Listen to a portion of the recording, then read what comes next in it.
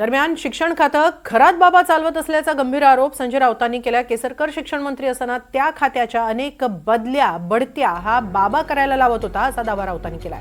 तर जर दीपक केसरकरांची चौकशी होणार असेल तर सगळ्यांची चौकशी झाली पाहिजे अशी मागणी विजय वडेट्टीवारांनी केली आहे। दीपक केसरकर हे शिक्षण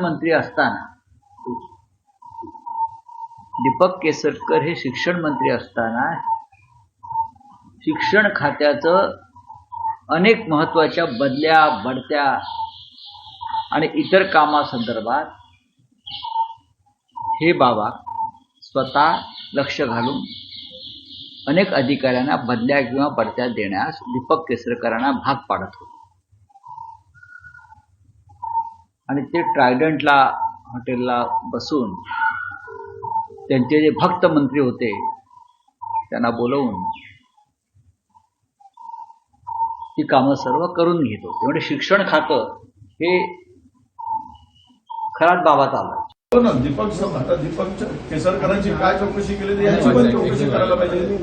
केवळ मित्रपक्षाला टार्गेट करणं असं मी म्हणणार नाही। ज्याचा दोषी असेल, सध्या तर कुरघोड्या खूपच चालल्या आहे। काल पाहिलं ना आपण साताऱ्यामध्ये शंभूराजेला धक्काबुक्की झाली, त्या जिल्ह्याचा पालकमंत्री असताना त्यांची माणसं पळवले गेले।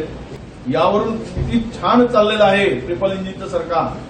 हे डब्बे 3 इंजिन कुठल्या कुठल्या दिशेनं पळत आहेत हे महाराष्ट्रातली जनता बघताय। म्हणजे यांची चौकशी व्हायला पाहिजे, म्हणजे राधाकृष्ण विखे पाटील यांची चौकशी व्हायला पाहिजे का? नाही, जो त्याच्यामध्ये फोटो आहे त्या सर्वांचीच व्हायला पाहिजे।